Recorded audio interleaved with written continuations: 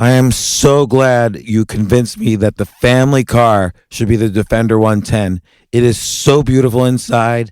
It's so comfortable, and it just feels indestructible. Yes, it really is. I've been waiting a long time for the new model to come out. The Defender 110, I'm telling you, it's my favorite car of all times. It's my third one. You know, I have stories of going off-road. The guy managed the group. He was like, what are you doing in this beautiful car? I'm like, I'm going off-road. He's like, are you sure? Because you can use one of ours. And then they look like Mad Max cars. I'm like, no, we're going to do this. And he was shocked. Wow. Well, it's great because the Defender has been reimagined for 21st century adventure, and its unparalleled off-road ability, as well as its robust interior, are invaluable whether you're headed towards uncharted territory or just a weekend of exploration. The Defender 110 tackles challenging surroundings with absolute confidence. The SUV conveys strength outside and in, featuring peerless technology like an intuitive driver display and an award-winning infotainment system. That's my favorite part, to keep you connected no matter where the journey takes you. Adventure is unique to everyone, and so is the Defender. Choose from the two-door Defender 90, the four-door Defender 110, or the larger Defender 130 with the ability to seat up to 8 passengers. You'll find uncompromising performance in all three. So pack up and go even further with the Defender 110. Learn more at LandRoverUSA.com/Defender. These days, we're all investors, trying to be smart with our money despite our worst impulses. But at iShares, we believe that deep down inside of every investor is a better investor. One that's just waiting to be let out. Explore iShares ETFs and insights and let your best investor out. Visit iShares.com for more information. This isn't your average business podcast, and he's not your average host. This is the James Altucher Show on the Choose Yourself Network. Today on the James Altucher Show. I died and I came back, and 9 times over the course of 90 minutes. At age 47, when you have that experience, you ask yourself, what is it that you're doing in your life? Why didn't you ask yourself before, though? Like, why did it take dying before you asked how you're living? What I knew before that was that you have a job, a career, or a calling. There's really only 3 choices. When you have a calling, you have an anesthetic, and you could just go and go and go, and people look at you and say, how are you doing that? But there's an interior inspiration that's coming from this intrinsic need that's being met, whatever the need is. And when it actually gets turned off, all of a sudden, you're lacking oxygen. But then one day, Brian Chesky from Airbnb came calling, and he said, do you know Airbnb? And I said, aren't you just couch surfing? No, it's not couch surfing. It's actually, and he told me what it was. I'm like, oh, well, that's pretty impressive. And he brought me to the offices, and I was impressed by that. And we had a couple meals, and he said, I want you to be my mentor, and I want you to help me. And really what I want you to do more than anything, Chip, is to join us and be in charge of hospitality and strategy for the company. I was like, I'm sort of retired. And he said, wouldn't you like to democratize hospitality? And I like the idea of democratizing hospitality because the hotel business has become more and more corporate over time. But where he really got me was like, there are hundreds of thousands of hosts in almost 200 countries who really need somebody to be the person out there to help them understand how to be an innkeeper. Let's say I'm a listener and I'm sitting in my cubicle listening to these guys talking, and I'm thinking to myself, well, A, I'm unhappy working in this cubicle. B, I have a bunch of kids, so it's not like I'm moving around from Airbnb to Airbnb. What's relevant to me here? Like, let's say you're sitting in a cubicle and you're trying to figure out what to do.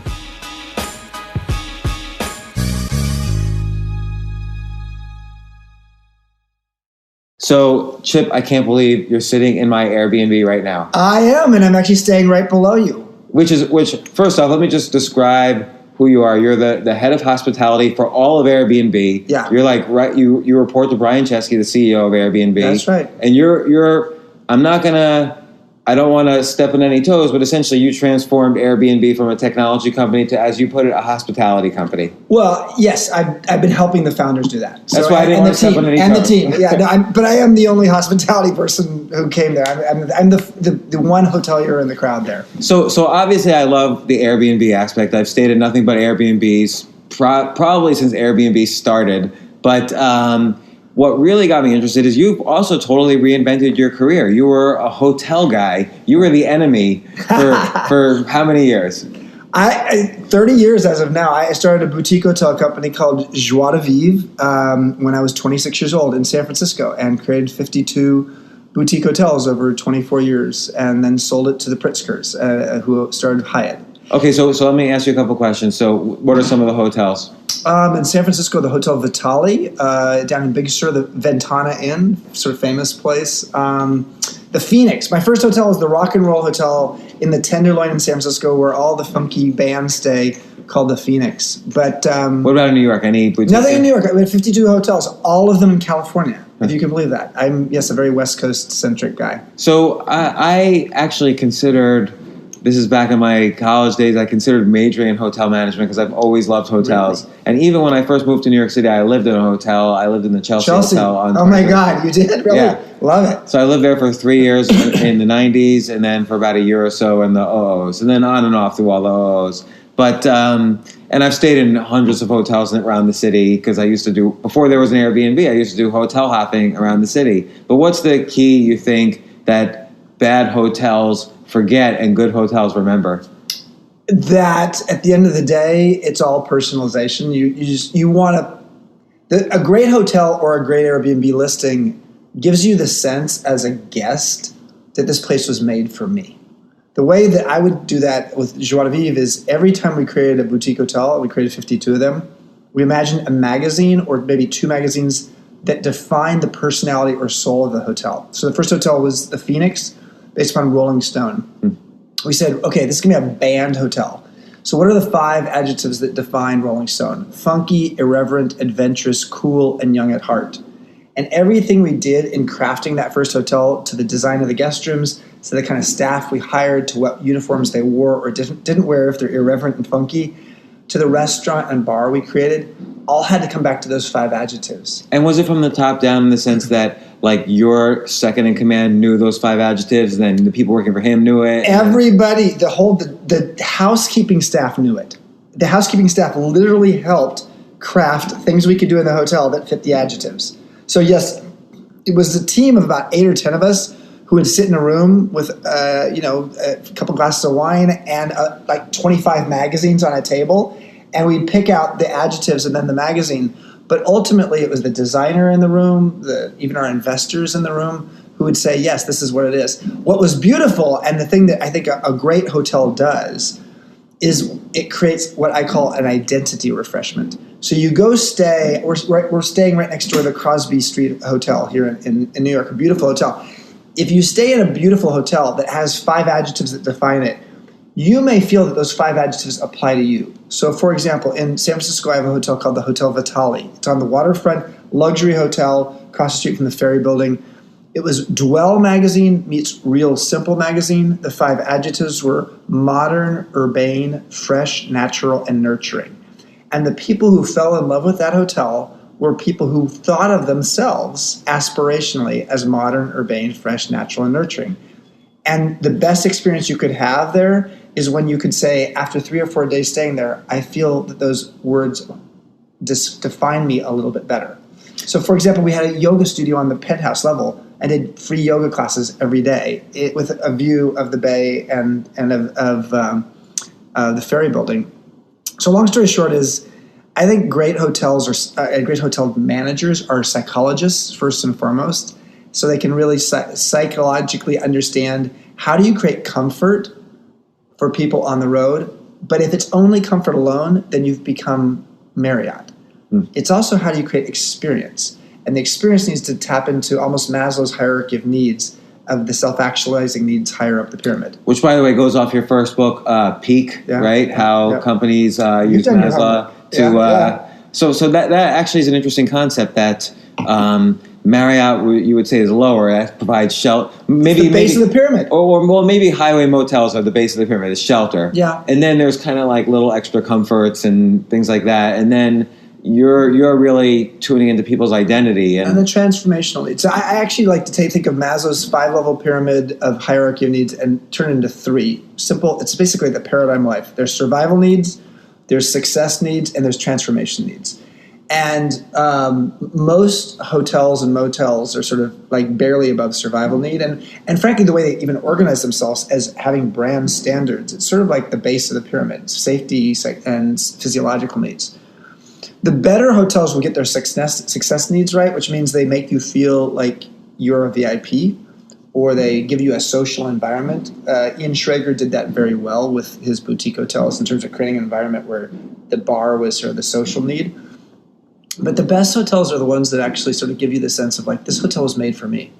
And it's a self-actualizing transformational need. And what was the chain that the Pritzkers owned before Hyatt? Yeah, so they own Hyatt. They still own Hyatt. Yeah. So did they merge your hotels with Hyatt? Nope. Actually, John Pritzker, who's the son of the founder of Hyatt, bought my company independently of Hyatt. So it's not actually part of Hyatt. It was just his own investment. And can you say how much he sold for? No. It was private transaction. Damn. No one's listening. But I still actually do own. So I still own hotels. I mean, I sold the management company and the brand, but I still own about 14 hotels, the real estate. But now I'm an Airbnb executive. So I have what they call cognitive dissonance, two competing ideas in my head at the same time, which means that I am both a hotelier and a leader at Airbnb. But I actually don't think that Airbnb and hotels have to be necessarily in a death match or a zero-sum game, because actually you stay in a lot of Airbnbs, James. So, right. But you tend to stay for extended periods of time, correct? Right. You would never want to stay for 3 weeks or 3 months at a time in a Hilton, or frankly even most boutique hotels. Right. So the average length of stay for our Airbnb travelers in almost every city in the world is more than twice as long as a hotel. Average traveler for Airbnb business travelers is 3 times as long as compared to business hotels. So generally we get people who fit the digital nomad profile a little bit, which means they're staying a longer time. So why not have more space, less money, kitchen, etc. And that's part of our value proposition. And the thing that I think the world hasn't even figured out yet is there are more and more digital nomads like you who've said, I actually don't need a home. I don't need to buy a home. I don't need to rent a place. I can just be on the road most of the time, as long as there's a platform that gives me that freedom and that trust, because the trust is key. Well, because I think, there's two extremes. Airbnb hits the middle, but there's two extremes. There's the overnight stay, which Airbnb hasn't quite mastered. In fact, most hosts don't even offer just one night. There's like a minimum stay. Want to, right. And you haven't really gotten into the year-long stay. You're right. kind of starting to get into the month-long stays. I mean, you haven't for a while. Like there's a monthly rate instead of a daily rate. But it would be interesting if you really kind of broke into the Trulia space and offered rentals. Maybe. I mean, I think that the best way for me to describe, I think, where our sweet spot is we could really basically own the month to 3 month space of the world. Mm-hmm. People who need to stay in a place for a month to 3 months. It's too long for a hotel. It's too short for a traditional, annual rent, lease that you might do for residential. And nobody really owns that space. So that could be our preference. So from there, we could do things shorter and longer. But that should be our core competency, because, quite frankly, nobody owns that space. I mean, Oakwood Apartments does sort of crazy, very generic corporate apartments that are usually in suburban locations. So, I don't even know what it is. Yeah, so that's fine. It's not. If it's not on your radar, that's a sign that they're in trouble. Now, I do want to ask all about Airbnb, but really the interesting thing to me is you made this jump, this reinvention. Like, why did you decide to suddenly sell your hotels, and then why did you decide to sell your hotels and I guess to cash out to some extent, but mm-hmm. you were enjoying it, I'm assuming, and making money. And then why did you decide to essentially work at Airbnb? How old are you? I'm 55. So you're 55. You've been there 3 years since you're 52. Why didn't you just, fish? Surf in Baja, which is, I do have a house in Baja, and I do learning Spanish and surfing at age 55. I love it. Well, to be honest with you, at age 47, I went flatline on stage. I had been running my company for 22 years. I was giving a speech. I had a septic leg from an injury I had that I didn't realize was septic. And at the end of a speech in St. Louis, I literally went flatline. And meaning you died? I died and I came back, and 9 times over the course of 90 minutes. And Did fortunately, you keep getting up and trying to finish your speech? Like, what happened? I actually had finished it. Fortunately, I was sitting in a chair and signing some of my books, and this woman said to me, "You look awfully white," and I immediately went flatline. Or actually, didn't. I immediately went unconscious, and it was 5 minutes later that I went flatline, just as the paramedics arrived. So I was lucky. That experience reminded me that. Why did you go flatline?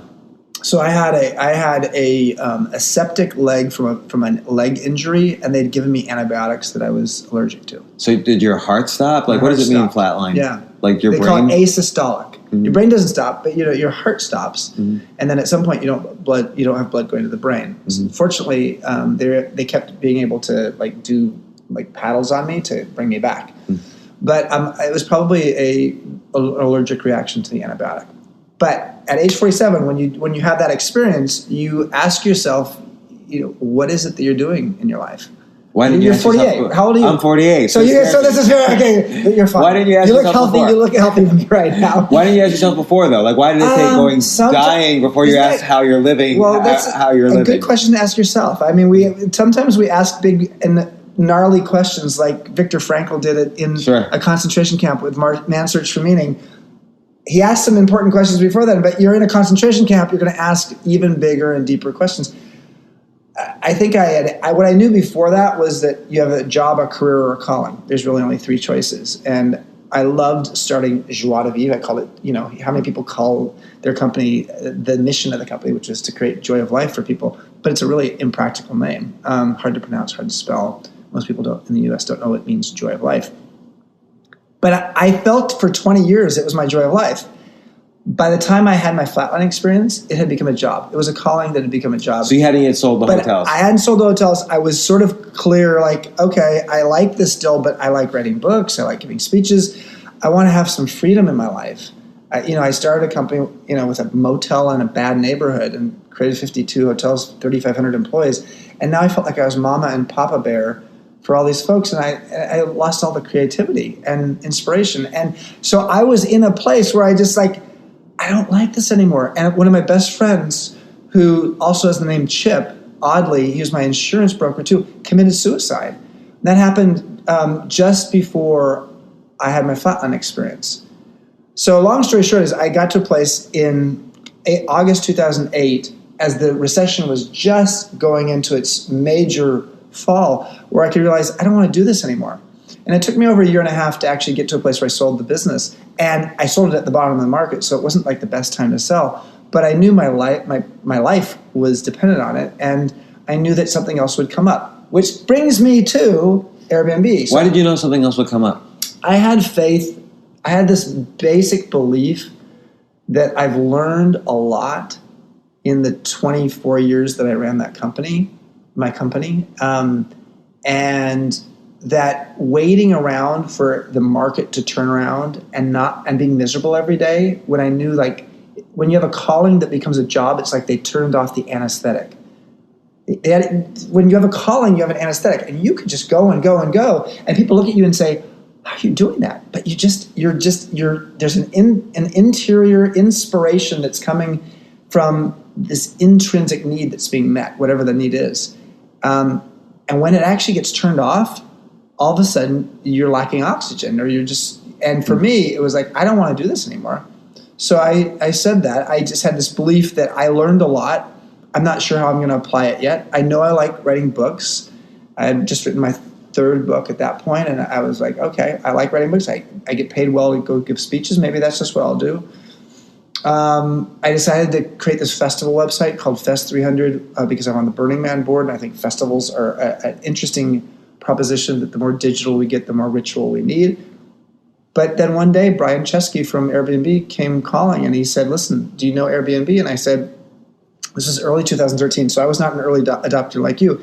He said, "Do you know Airbnb?" And I said, "Aren't you just couch surfing? Isn't that like a couch surfing thing?" No, it's not couch surfing. It's actually, and he told me what it was. Oh, well, that's pretty impressive. And he brought me to the offices, and I was impressed by that. And we had a couple of meals, and he said, "I want you to be my mentor, and I want you to help me. And really what I want you to do more than anything, Chip, is to join us and be in charge of hospitality and strategy for the company." I was like, I'm sort of retired. I sold my company a couple of years ago. I found my calling, which is to just go give speeches and write books and go to festivals. And he said, wouldn't you like to democratize hospitality? And I said, wow. This is like that John Scully, Steve Jobs moment when Steve Jobs said, do you want to sell sugar water the rest of your life? And I like the idea of democratizing hospitality because the hotel business has become more and more corporate over time. But where he really got me was like there are hundreds of thousands of hosts in almost 200 countries who really need somebody to be the person out there to help them understand how to be an innkeeper and how to create an experience that's better than a hotel. And when I joined, our guest satisfaction scores were okay. But what I'm really proud of is 3.5 years later, our guest satisfaction scores are now 50% higher than the global hotel chains. And it's partly because of feedback loop. Do you have a minute? Can I say it? Yeah, of course. Okay, you look interested, so I'm going to keep talking. Yeah. So the feedback loop. Look, this is a pleasure, pure pleasure for me. Oh my God. I'm such an... Isn't this serendipity? I'm your biggest customer. Yeah, I know. And I'm just like a floor below you here. Our host introduced us just last night. So the hotel industry is old school. The feedback loop, how many of you have actually stayed in a hotel and you get an online guest satisfaction survey and you don't fill it out? Well, 5 to 8% of guests fill it out. So they don't get a lot of feedback, the hotel companies, Marriott, Hilton, etc. When they do get the feedback and it comes to their corporate headquarters, sometimes they send it to the general manager at the hotel. They usually do. Mm-hmm. But a lot of times, some hotel companies are not even figuring that piece out. So the leader of the hotel doesn't even know. But what about the housekeeper or the front desk host? I call them hosts, but a lot of hotel companies call them clerks. Or the bartender or the night auditor who's like on the desk at 2 a.m. What key feedback do they get? Well, they get almost nothing. They might get a monthly report that says, here are our scores. They get nothing specific to themselves. And the average employee in a hotel stays 9 months in their job. But most companies do performance review on your 1-year anniversary. Do the math, which means most people never get any performance review unless they did something wrong and they get cut. Why do employees stay so small at a hotel? Because generally the hotel industry is not very good at treating their hotel people well, and it's sort of an entry-level job in terms of the pay scale. And generally speaking, people are looking for a way to actually sort of ride, climb the ladder in wherever company they can go to. So they tend to be honest with you, the way you treat your employees is the way they'll treat you. So when I had my company, we had 4 times the length of stay, duration of people staying in the company. You think that's because, again, you were hitting their needs? Yeah, because it of was these adjectives? It was, my book, Peak, How Great Companies Get Their Mojo from Maslow, really spoke to the idea of, first and foremost, you have to get an employee pyramid right. And then the customer pyramid, and then the investor pyramid. But employee pyramid in terms of getting their needs satisfied? Yeah. What are their survival needs? Their success? So it's like money, recognition, and meaning. I feel like this applies to obviously, according to Maslow, this applies to anything. Yeah. So what did you say? It was job, calling, career, or job, career, calling? Job, career, calling. Think of it as a pyramid. So it seems like with all of those, I want to figure out what my 5 adjectives are and apply them to my job, my career, and my calling. Yeah. And so what if... Like you obviously found your calling fairly early on. You were in your 20s when you started your first motel and you loved it and so on. How do you think someone can find their calling? Well, first of all, ask yourself what was it in childhood that you did where you lost a sense of time or even lost a sense of just like traditional rational thinking.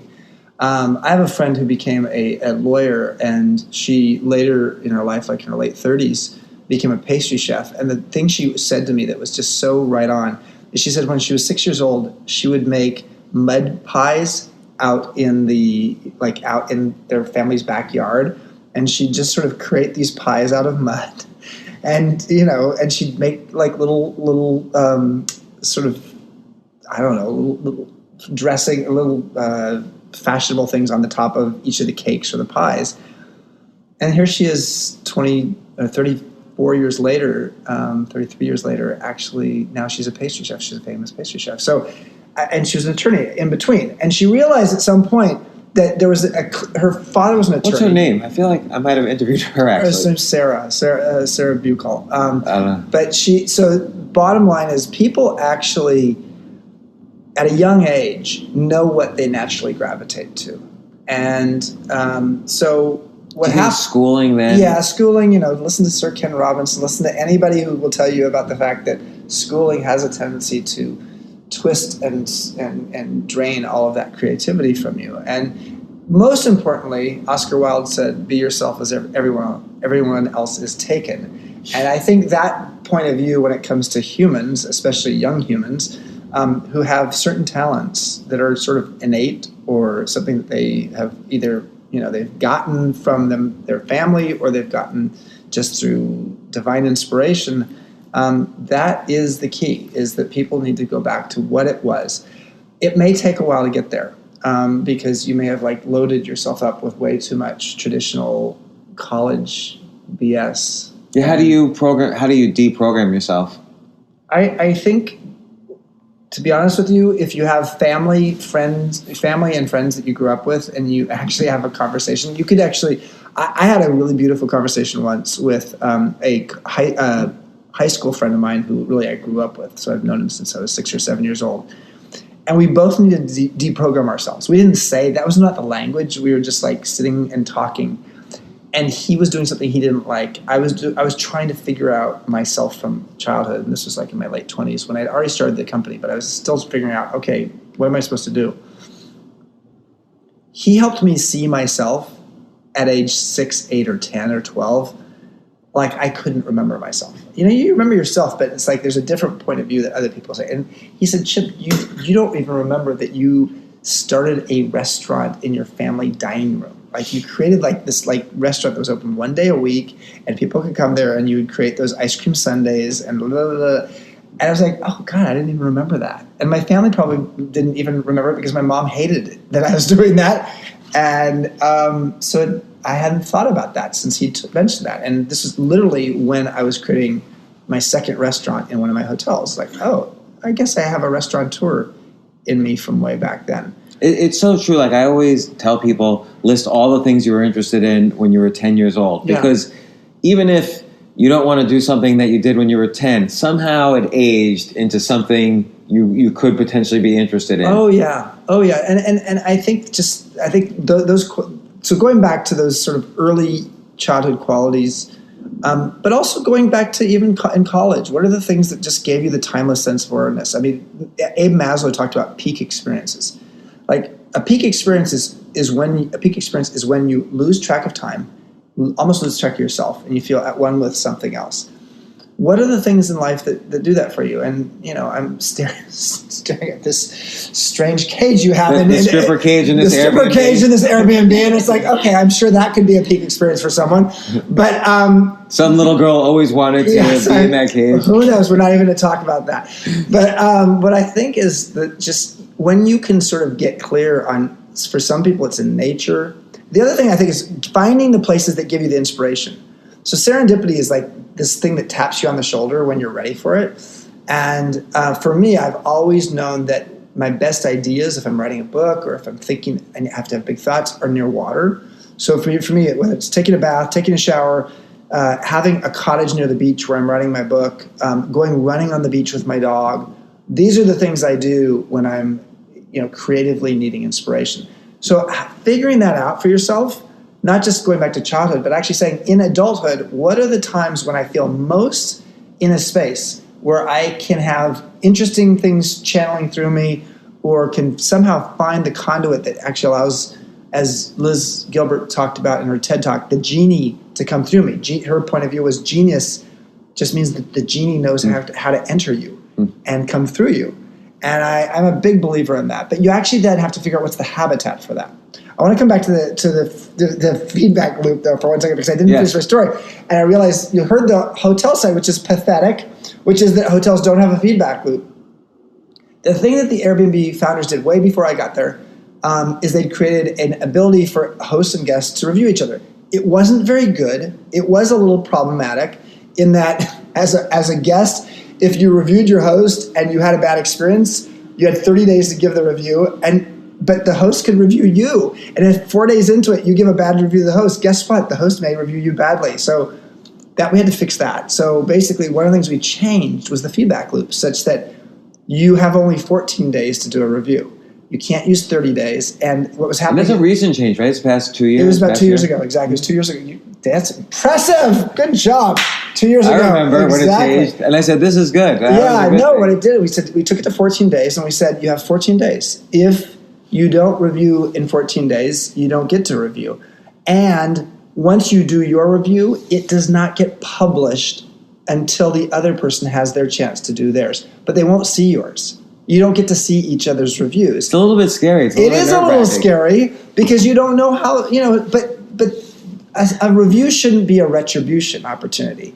It should be genuinely, you can. So what happened is we moved, in terms of the percentage of people who actually do reviews, up like 5 to 10 points, from 65 to 70 to 75% of hosts and guests review each other. So if in the hotel business it's 5 to 8%, and then some people at the hotel never even see it, but in the Airbnb world, it's 75%, 70 to 75% of guests and hosts review each other, and it comes immediately within 14 days. And the person who's reading it, especially in a host case, has the ability to then implement any suggestions they're getting. And a guest has the ability to give private feedback both to the host as well as to Airbnb. So the whole process has created a feedback loop that makes for a system that's constantly cleansing itself and making itself better. Let's stop to take a quick break. We'll be right back.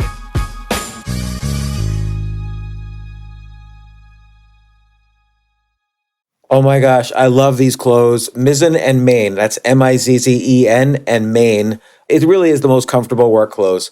Travel clothes. I had to travel this whole week. I'm traveling for a week and a half, and I just took Mizzen and Main clothes with me. Close out 2023 in style with comfortable, breathable, packable, and machine washable pieces from Mizzen and Main. As you wrap up your year-end goals, enjoy a Mizzen and Main dress shirt that you can wear confidently. I like that they've very, very just nice, solid colors. I don't really like to get all fancy in patterns and everything, although they do have some pattern shirts, but very comfortable clothes, stretchable pants. It's just super comfortable, but they look professional, and you can wear them casually or professionally.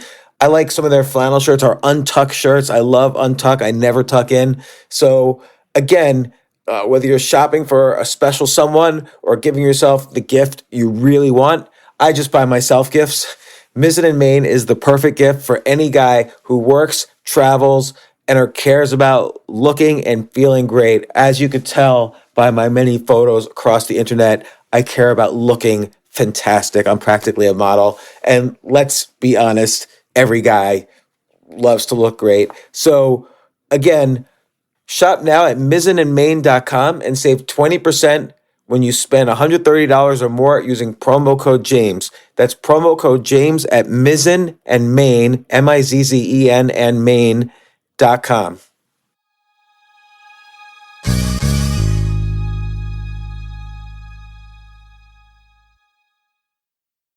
You know what I love about fantasy sports is that even though I'm not going to be a great basketball player or a baseball player or a football player or whatever, I feel like I get to participate and make decisions and use my knowledge of these different leagues or these different sports to compete.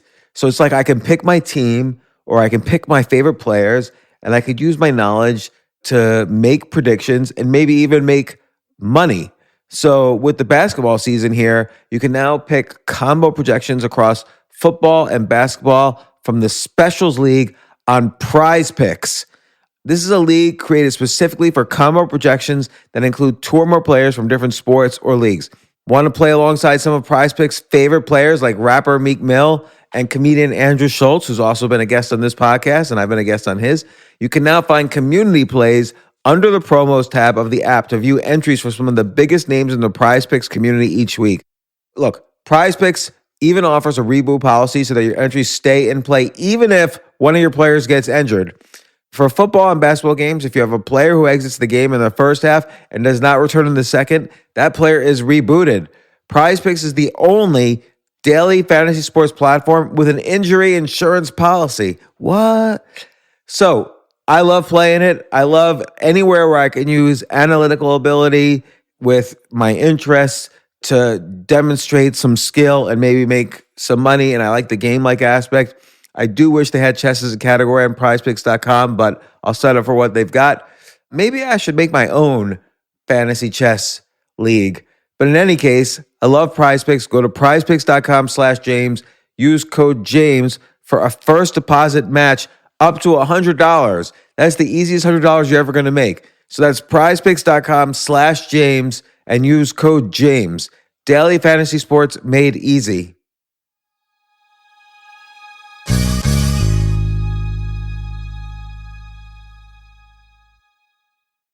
The future of learning is definitely online. Like, it's such BS that you have to spend $200,000 or take $200,000 in loans and go to some fancy school when it's useless. It doesn't guarantee you a job. Most employers, including me, do not care about degrees or grades or anything like that. We want to care that you love what you're doing, that you know what you're doing, in some cases that you have experience or that you're willing to learn. But people in general love learning and are curious. Like, the key to success is curiosity. And I think masterclass.com is the perfect model for online learning. I'm really happy they're sponsoring this episode.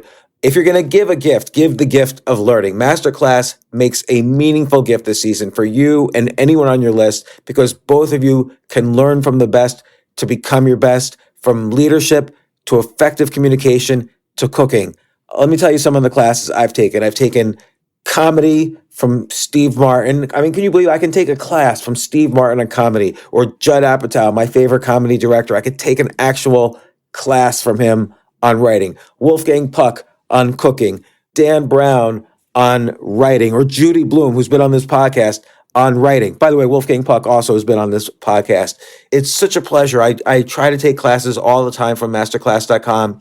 And whether you're watching Masterclass on TV or listening in audio mode in the app or on their site, the quality speaks for itself. It's like these Masterclass instructors are your own personal mentors that are going to help you reach the next level. How much would it cost to take one-on-one classes on comedy from Steve Martin or on chess from Gary Kasparov? You just wouldn't be able to do it. But it would cost hundreds of thousands of dollars. With a Masterclass annual membership, it's $10 a month. Memberships start at $120 a year for unlimited access to one-on-one classes with all 180 plus Masterclass instructors. So it's not just $120 for one instructor. You get all 180 plus Masterclass instructors. Boost your confidence and find practical takeaways you can apply to your life and at work. And if you own a business or are a team leader, use Masterclass to empower and create future-ready employees and leaders. That's the real education in today's world. So this holiday season, you can give one annual membership and get one free at masterclass.com/JAS. JAS, of course, stands for the James Altucher Show. So right now you can get two memberships for the price of one at masterclass.com/JAS. Masterclass.com/JAS. Offer terms apply.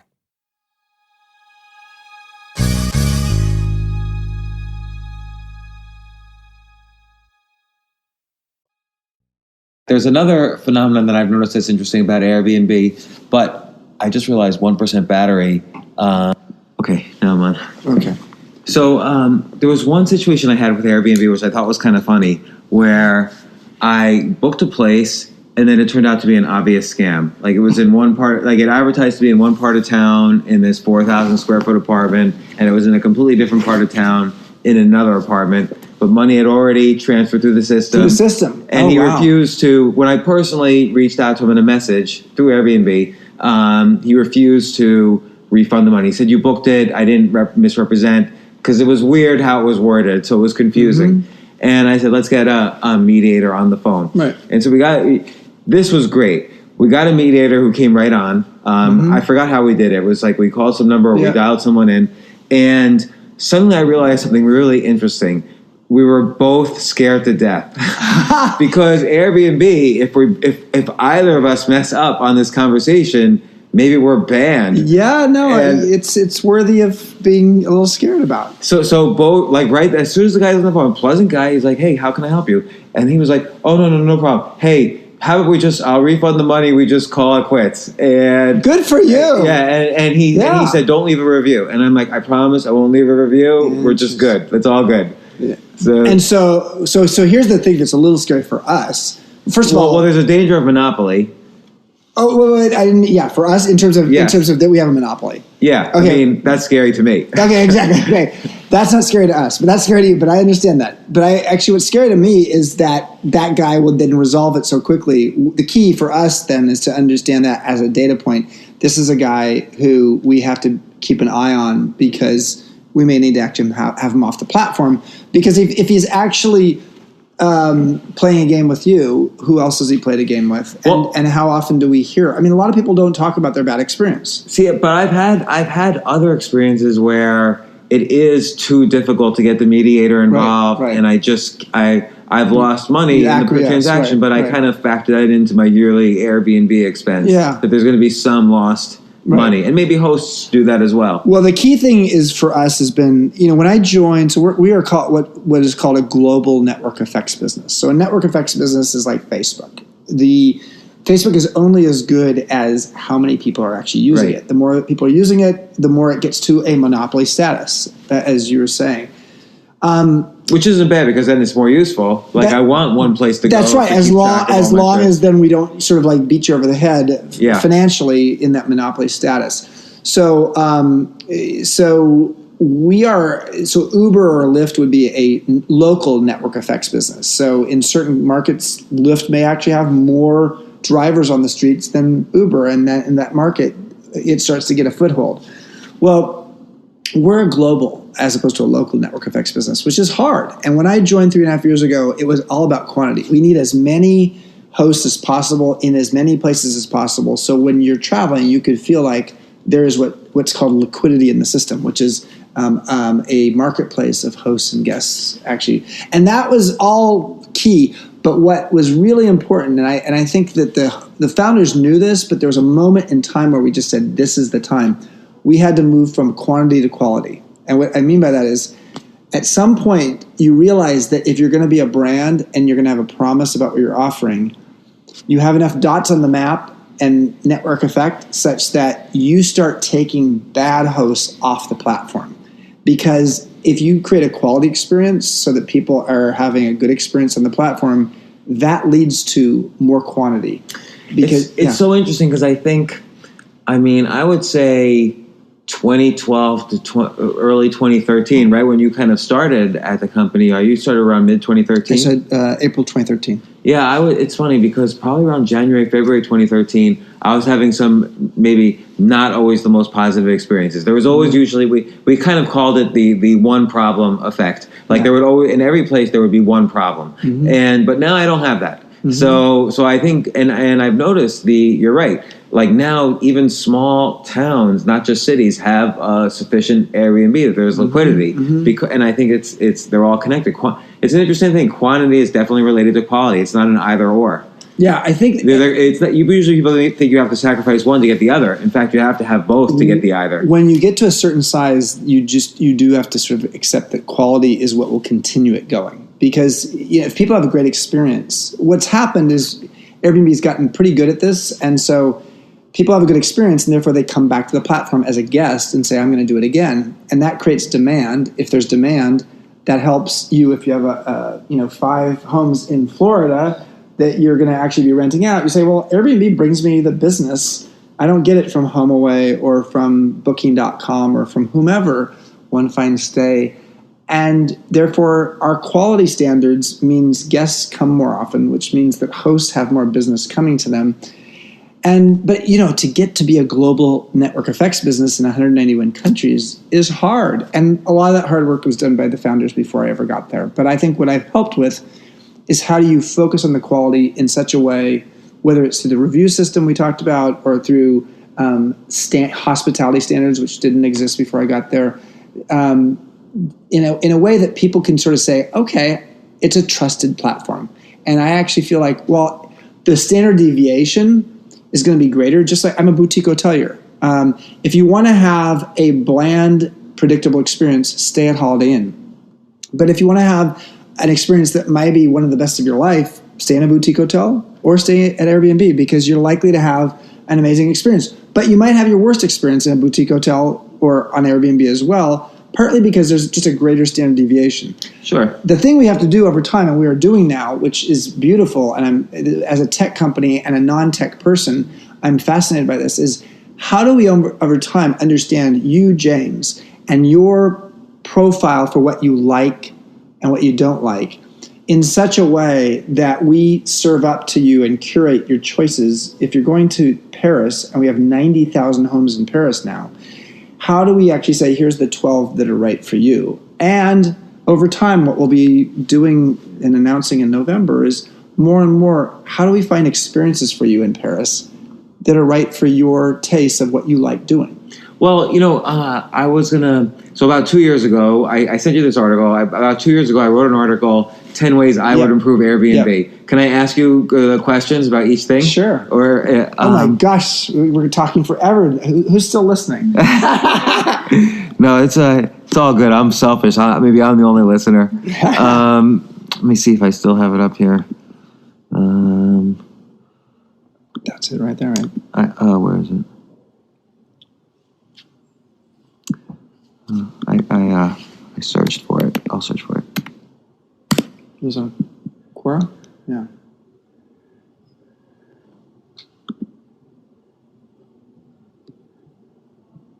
Here we go. Okay.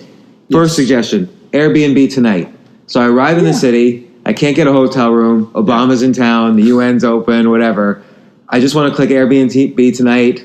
You know roughly what I like. Yeah. And it books me in a room right then. So we are sort of moving in that direction by doing Instant Book. So Instant Book means literally you don't have to have a back and forth with the host. You can actually get immediately a place and know that it's approved. Can I filter on Instabook? Like, can I search on Instabook? Yeah, you can. Okay. You can search on Instabook. Yeah. All right. Yeah. So you're getting there. Yeah.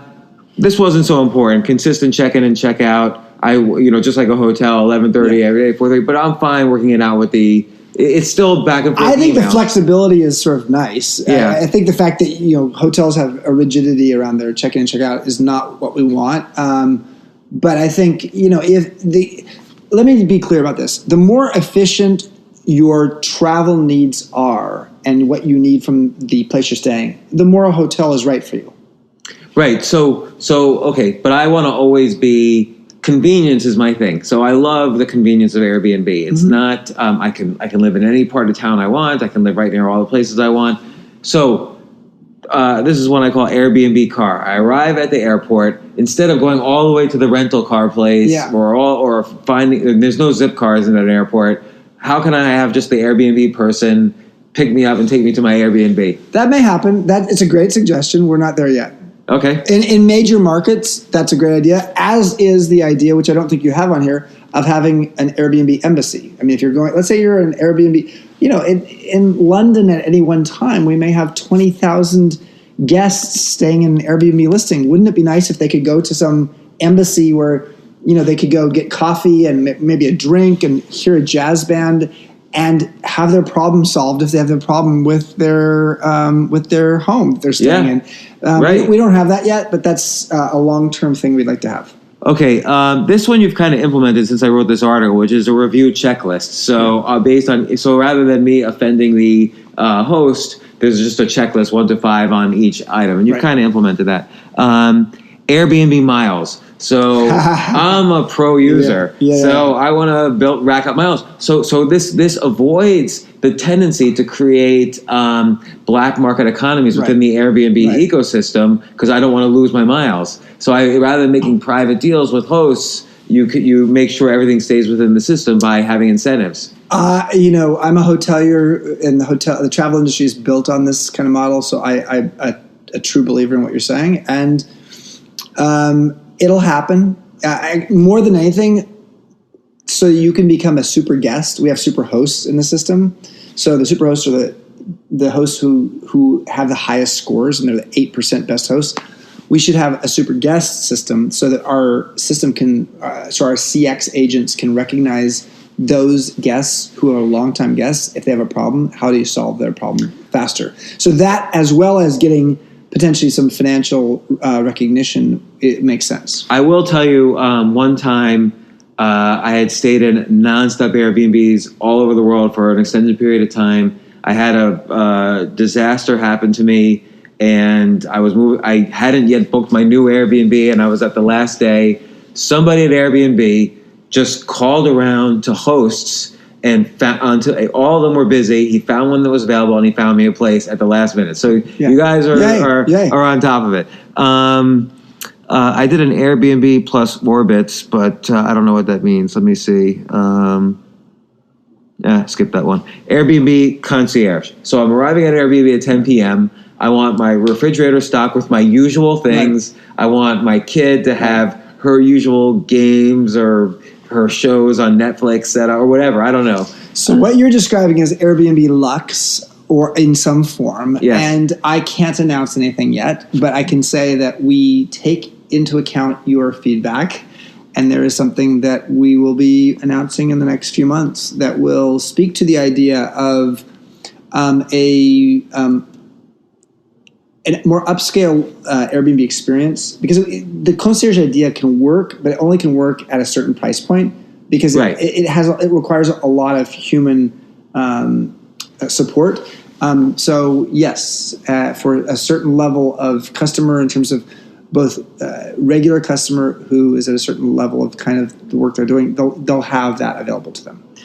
And then Airbnb real estate. So I want to be able to, I don't want to rent ever again. I don't want to have 5 letters of reference, pay 2 months security deposit, pay a real estate agent 17%. I don't want any of that. That's like, seems to me, horse versus car, where Airbnb is the car. So when can I just book a place for a year? So we have been working with and talking to companies like Realtor.com, Trulia, et cetera, about how do we merge ourselves a little bit better, because there's not an actual financial merger. Thank you. Good for you. All right. Yeah, there's no financial merger. Protecting you. Yeah, exactly. So it's more like, how do we recognize that Airbnb has shown pretty quickly that we are the dominant hospitality player in the world for a month to 3 months. Trulia and Realtor.com and those kind of folks, Zillow, are generally a month to a year. So there's some crossover, and there's some ability for us to share, at least initially, some customers. But I think over time, yes, I think you're going to see more and more of Airbnb moving into the business of saying, you want to stay on a monthly basis, you want to understand what kind of services come with a monthly rental. We would have a whole category of opportunity or places to stay that fit that profile.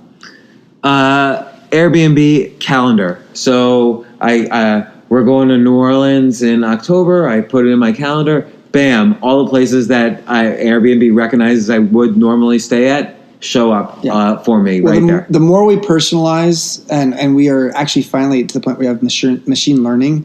So artificial intelligence being able to help us understand, based upon your choices and even your reviews that you've given, we have a sense of what you like. Then we can deliver to you, here are the places that fit you in a customized kind of way, as well as what you might want to do while you're there, which is something we'll be introducing in a more significant way next year. So when you were in the hotel business and you had the 5 adjectives per hotel, which I think is really brilliant. I've never heard it that way for any business. That seems like to apply to any business. Mm-hmm. How have you seen it? How have you been able to apply that philosophy now in your new? So you've reinvented yourself into this Airbnb role, but how have you taken your old ideas, which were brilliant, into Airbnb? So clearly it's worked. Like, look here where we're staying right now. I've gone to 27 cities around the world, globally, met with hosts in those cities, as well as done webinars. So anybody in the world, no matter what city you're in, could listen to me, and literally have talked about the 5 adjectives idea, which is the following. I said, okay, earlier we talked about the boutique hotel is based upon a magazine in 5 words. What if your listing was based upon a magazine in 5 words? What would be the 5 adjectives that would define this place? And how are you showing that using the 5 senses?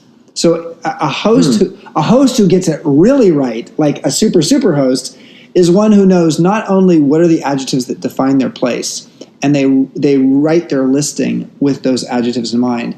But when you walk in here, if your place says it's natural and nurturing, Maybe there is some Enya music playing, so that's the sound, that's your hearing. Maybe there is an aromatherapy candle as you walk in so that you smell that. Maybe there is maybe there's a basket of apples on the counter. So if you can actually address the 5 senses based upon the 5 adjectives that define your place within the first 5 minutes, you are golden. And that is true of boutique hotels as well as Airbnb hosts. And I always try to visualize, like, let's say I'm a listener and I'm sitting in my cubicle listening to these guys talking, and I'm thinking to myself, well, A, I'm unhappy working in this cubicle. B, I have a bunch of kids, so it's not like I'm moving around from Airbnb to Airbnb. What's relevant to me here? And this idea of, you obviously want some change in your life. What are the 5 adjectives you can use to define you? And then the 5 senses you can use to implement these adjectives. Does that sound like it's like, let's say you're sitting in a cubicle and you're trying to figure out what to do? Well, I probably wouldn't go to the 5 senses and the 5 adjectives. I think once I've figured out where I want to go, that might help me to decide where's the habitat that's right for me.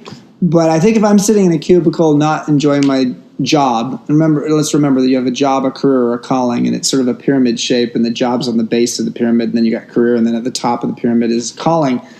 The first thing you have to do is figure out what it is that's going to create the calling, and then what's the difference between the career and the calling? I think job and career are functional, and they're extrinsic needs. So you're literally in a bartering relationship or a financial relationship with what you're doing. When you are living a calling, you are more motivated by your intrinsic needs, something inside of you that's actually drawing you to do that. And you actually are more likely to have peak experiences, which means you actually lose track of time. When you have a career, it's quite often something that's very left brain, very rational, very pragmatic, and there's a path. When you're doing something that's intrinsic to who you are or what you aspire the world to be, you're doing it as a calling, and therefore it's not always pragmatic. I mean, clearly you have found. In fact, I think if you look at your career path, you have had some careers and moments, and you've had calling moments. Yes, you've probably had some job moments, and what I think is beautiful about your life as a poster child or role model for others is you aspiring to being in a calling and having to have flame out moments along the way in your jobs that actually kept bringing you back to where you are today. So without those flame outs, I couldn't have found the calling. You might have suffocated in a cubicle. So clearly you have found your calling. You're in the hospitality industry forever, like from hotels to the future. Yeah. So what do you think is the next industry that might kind of fall in the path of Airbnb and Uber? I think I think Uber and Airbnb are very different companies. They're the 2 leading sharing economy companies or access economy companies in terms of giving you access to things without having to own them. But they're a logistics company, Uber is, and we are probably more experiential. And so I think that the number one thing that we're interested in and fascinated by is how you spend your time. So you go to a place traveling, and then you're on your own. And for a lot of people, they do mass tourism as their way to solve that. Meaning they go and sit on a big bus with the open skyline, and they listen to some person drone on and on about that city. Or they in San Francisco go to Fisherman's Wharf. Here in New York they go to South Street Seaport. Or the idea that you could go up to Harlem and do a jazz nightclub walk around in an evening for 3 hours and have a meal with some sassy Harlem woman who has lived there her whole life. And she gives you the opportunity to experience some little place in an alley, in a basement. That's great. That is the opportunity that I think the world is looking for. And yet no one has really done this and properly. You should do like Airbnb adventure. So guy or gal gets in an Airbnb, and they get a phone call. Okay, show up at this like back alley in Queens at 8 p.m. And then we're gonna go, all through all of this whole adventure, this secret like back alley speakeasy sort of place, and all these things happen. Should have like experiences. No comment. Well, Chip Conley, I can't believe you're staying at the Airbnb right below this one. It's good to meet you, and thanks for coming on the podcast. What an honor, and what beautiful serendipity. Oh, and I should tell people, go to Airbnb Open. AirBnBOpen.com. Yeah, James is going to just get committed to joining us in downtown LA, November 17th through the 19th. You can come as well. AirBnBOpen.com. Excellent. For more from James, check out the James Altucher Show on the Choose Yourself Network at jamesaltucher.com and get yourself on the free insiders list today. Hey, thanks for listening. Listen, I have a big favor to ask you, and it will only take 30 seconds or less, and it would mean a huge amount to me. If you like this podcast, please let me know. Please let the team I work with know. Please let my guests know. And you can do this easily by subscribing to the podcast. It's probably the biggest favor you could do for me right now, and it's really simple. Just go to iTunes, search for The James Altucher Show, and click subscribe. Again, it will only take you 30 seconds or less, and if you subscribe now, it will really help me out a lot. Thanks again. No matter what you're a fan of, Texas has the trip for you. There's the trip to Texas and the trip. Or maybe you're the kind of fan who'd prefer a trip to Texas or a trip. Either way, go to traveltexas.com/get your own for the only trip to Texas that matters. Yours.